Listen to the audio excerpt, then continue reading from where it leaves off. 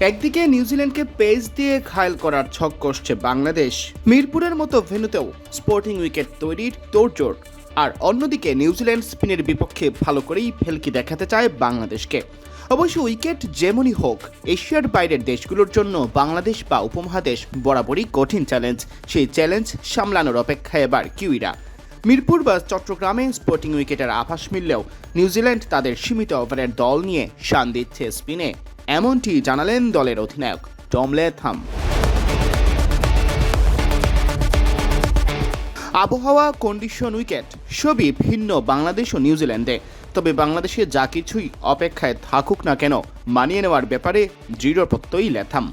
তিনি বলেন, খেলার ধরন ও সম্ভাব্য উইকেটের সঙ্গে নিজেদের মানিয়ে নেওয়ার সক্ষমতা আমাদের আছে বলেই বিশ্বাস করি।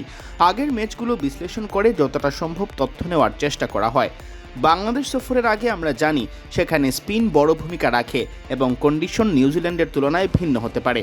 তাই বাংলাদেশ বা তুলনামূলক অপরিচিত ভেন্যুতে খেলতে গেলে প্রস্তুতিটাই সবচেয়ে গুরুত্বপূর্ণ হয়ে ওঠে। আর এজন্য শুরুটা ভালো চাই। কন্ডিশন বড় ভূমিকা রাখবে মেনে নিলেও নিউজিল্যান্ডের মনোযোগ ভালো শুরুর দিকে। আমার মনে হয় শুরুটা ভালোভাবে করতে পারলে সেটাই বড় পার্থক্য করে দেয়। তাই মানিয়ে নেওয়ার বিষয়টি সবসময় গুরুত্বপূর্ণ। এ নিয়ে আমাদের মধ্যে নিয়মিত আলোচনা হয় এবং আমরা আশা করি এটি ভালোভাবেই করতে পারবো।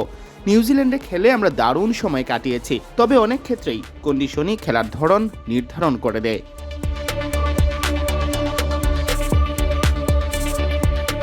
নিউজিল্যান্ডের স্কোয়াড তুলনামূলক অনভিজ্ঞ বা কম অভিজ্ঞ হলেও বাংলাদেশের কন্ডিশনে খেলার অভিজ্ঞতা যাদের আছে তারাই দিন শেষে হয়ে উঠতে পারেন সফরকারী দলের ট্রাম্প কার্ড। 34 বছর বয়সী উইকেট রক্ষক ব্যাটার বলেন, অনেক দিন ধরে খেলায় থাকার কারণে এ ধরনের পরিস্থিতিতে নিজের অভিজ্ঞতার উপর নির্ভর করতে হয়। যারা আগে এই কন্ডিশনে খেলেছে তারা নিশ্চয়ই পিচের আচরণ ও নির্দিষ্ট বোলারদের বিপক্ষে খেলার অভিজ্ঞতা শেয়ার করতে পারবে। তিনি আরও বলেন, সব মিলিয়ে এটি একটা রোমাঞ্চকর সফর হতে যাচ্ছে। আমার বিশ্বাস ওয়ানডে ও টি-20 মিলিয়ে এই 3 সপ্তাহে নিজেদের আরও উন্নত করার বড় সুযোগ রয়েছে। তাই এই সফরের অংশ হতে পেরে আমি দারুণভাবে উচ্ছ্বসিত।